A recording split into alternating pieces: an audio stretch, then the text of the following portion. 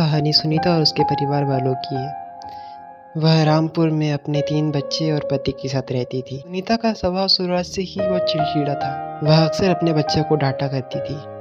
उसे अपने बच्चों के काम करने का तरीका जरा भी पसंद नहीं था। सुनीता का पति बैंड पार्टी में काम करता था, जो कि हमेशा के लिए नहीं होता था। उनका अधिकांश घर इन्हीं बारातों और अंतिम यात्रा के भजन गायन से होता था।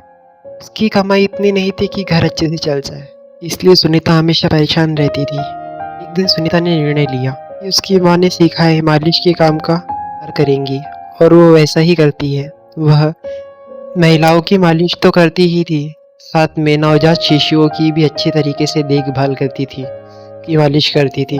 उसकी तीनों बेटियां घर की अच्छी तरीके से देखभाल करती। सुनीता का स्वभाव पहले से ही चिड़चिड़ा था। वह अक्सर अपने बच्चों को उनकी छोटी छोटी गलतियों पर डांटा करती, हंसी मजाक करता करती।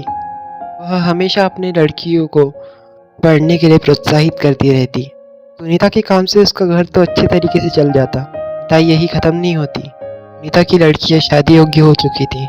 उसे हर पल अपनी बेटियों की शादी की चिंता सता रही थी। एक तरफ उसके पति की आमदनी ना के बराबर होती, उसका पैसा भी इतना ही आ पाता जिससे सिर्फ घर चल जाए। 3 बेटियां होने के बावजूद भी वही अक्सर कपड़े धोया करती। उसके लिए मानो जैसे हर एक दिन नई चिंता की शुरुआत लेके निकलता। वह हर पल चिड़चिड़ी और चिंतित रहने लगी, जो सारा गुस्सा अपनी बेटियों को सुनाने में निकाल देती।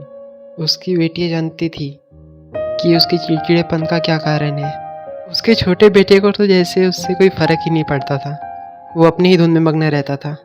कामों के बंटवारे को लेकर अक्सर उसकी दोनों बेटियों में झगड़ा हुआ करता था। सुनीता को एक बात की खुशी यह थी, उसकी बड़ी बेटी की शादी हो चुकी है, और इसके अतिरिक्त अब वो नानी भी बन चुकी थी। वह उसे बहुत लाड प्यार करती, लेकिन वो अपने पति को भी बहुत खरी खोटी सुनाती। बेचारी का गुस्सा होना भी जायज़ है। उसका पति भी उसकी बातों को सुन लेता। बच्चे हमेशा अपने करियर को लेके और घर की स्थिति को देख के चिंतित रहते। अभी सुनीता की तीनों बेटियों ने इन सर्विस स्टार्ट कर दिया था, जिससे सुनीता को थोड़ी राहत मिली। पर शादी की चिंता सुनीता के मन में अभी भी बरकरार है।